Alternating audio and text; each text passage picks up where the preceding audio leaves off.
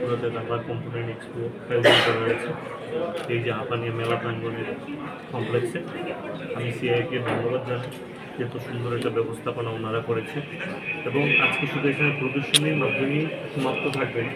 আজকে এবং কালকে বিভিন্ন রাবার্স ফার্মার্স থেকে আরম্ভ করে ছোট মাঝারি এমএসএমই স্কিমদের থেকে আরম্ভ করে তাদেরকে সরকারি তরফ থেকে তাদেরকে কী কী ব্যবস্থাপনা করা হয়, কী কী স্কিম করা হয়, তা ওয়ার্কশপের আয়োজন করা হয়েছে। এবং আপনারা প্রত্যেকেই জানেন যে এই রাজ্য সারা ভারতের মধ্যে দ্বিতীয় রাবার উৎপাদনের মধ্যে দ্বিতীয় স্থান অধিকার করেছে। যে রাবার যে র মেটেরিয়ালস তার থেকে 9% হচ্ছে ত্রিপুরা থেকে নেওয়া হচ্ছে।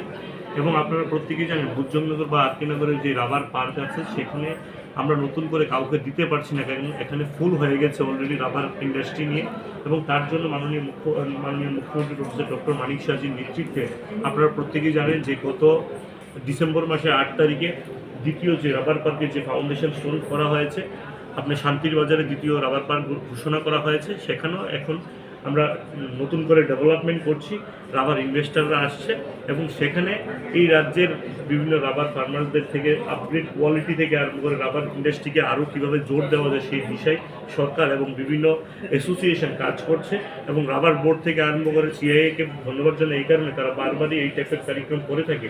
এটা শুধুমাত্র প্রদর্শনী না, এটা একজন বিনিয়োগকারীর সাথে, একটা ডাইরেক্ট ফার্মার, একটা ফ্যাক্টরি মালিকের সাথে প্রত্যেকের সাথে কন্ট্যাক্ট করিয়ে দেয়, কমিউনিকেশন বাড়িয়ে দেয় এবং তার মাধ্যমে আমার বিশ্বাস এই রাজ্যে আরও তাদের মাধ্যমে আরও ইনভেস্টাররা আসবে এবং রাবার ফ্যাক্টরির উপর আরও বেশি জোর দেওয়া হবে। এবং একটু আগে তাদের যারা আধিকারিকরা যারা ছিল তাদেরকে আরেকটা কথা বললাম, আমরা পেট্রোকেমিক্যালের উপর কাজ করার জন্য এখানে কিছুদিন আগে পেট্রোকেমিক্যালের উপর এটা ওয়ার্কশপ করা হয়েছে।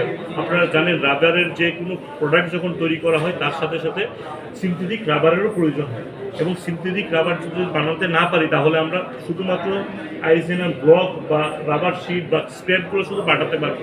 আমরা যদি মেজর বড় ফ্যাক্টরি করতে চাই তাহলে আমাদের সিনথেটিক রাবারেরও প্রয়োজন আছে এবং তার জন্য অন্যান্য ফ্যাক্টরি যদি আমার করা হয় তখন গিয়ে আরও বেশি করে এই রাজ্য থেকে ফিনিশ গুডসটা আমরা পাঠাতে পারবো। এবং তাছাড়াও আপনারা জানেন ত্রিপুরা রাজ্যে প্রথমবার প্লাই ফ্যাক্টরি হয়েছে রাবার উডের উপর এবং আমরা প্রথমবার একটা ফ্যাক্টরি হয়েছে গত আজকে থেকে 6-7 মাস আগে, সেটা উদ্ঘাটন হয়েছে। রাবার রোডগুলো যেগুলো আপনার 30 বছরের পর লিকুইড বন্ধ হয়ে যাচ্ছে, কৃষকদের জন্য অনেক খুশির ব্যাপার যে তারা উডটা কী করবে, তারা শুধু এতদিন শাটারিংয়ের কাছে বা লাকড়ি হিসেবে ব্যবহার করতো। কিন্তু আজকে ত্রিপুরাতে একটা ফ্যাক্টরি অলরেডি উদ্ঘাটন হয়েছে, আরও 4টা ফ্যাক্টরির লাইসেন্সিং দেওয়া হয়ে গিয়েছে, তাদের ইনফ্রাস্ট্রাকচারের কাজ চলছে। এই রাবার উডটাকে নিয়ে আমরা শাটারিং সেন্টারিংয়ের যে প্লাইটা সেই প্লাইটা ম্যানুফ্যাকচারিং করছে এবং যার বাজার শুধুমাত্র ত্রিপুরা রাজ্য না, সেই বাজারটা নর্থ ইস্টে অবধি সাপ্লাই করছে যারা পেয়েছে, যারা কাজ করছে। আমার দৃঢ় বিশ্বাস আগামী দিনে এই রাবার সেক্টরের উপর এই রাজ্যের হাজারো হাজারো সংখ্যার যুব ভাই বোনরা তাদের কর্মসংস্থান হবে এবং এই রাজ্যের মধ্যে যারা উদ্যোগপতিরা যারা আসছে তাদেরকে আমাদের সহযোগিতা সরকারের যতগুলো স্কিম আছে প্রত্যেকটা স্কিম তাদের কাছে বিভিন্নভাবে তাদেরকে ওয়ার্কশপের মাধ্যমে তাদেরকে দেওয়া হচ্ছে। এটাই সরকারের মূল লক্ষ্য, এই রাজ্যের যুব ভাই বোনদের কর্মসংস্থান, এই রাজ্যটাকে কীভাবে ডেভেলপমেন্ট করা যায় এবং মাননীয় মুখ্যমন্ত্রী এবং প্রধানমন্ত্রীজির যে বিষয় এই রাজ্যের প্রত্যেকটা যুবক যতক্ষণ না অবধি স্ব-উদ্যোগী হবে, স্বরোজগারী হবে, ততক্ষণ না অবধি আমাদের রাজ্য ডেভেলপমেন্ট হবে। আমরা চাই এই রাজ্যের প্রত্যেকটা যুব ভাই বোনদের জন্য স্ব-উদ্যোগী হয়। আমরা চাই এই রাজ্যের প্রত্যেকটা ভাই বোন যেন কর্মযোগী হয়, তারা যেন নিজেরা ফ্যাক্টরি থেকে আরম্ভ করে কর্মসংস্থান ক্রিয়েট করতে পারে, সেই দিশায় যেন তারা কাজ করতে পারে। এটাই আপনাদের এখন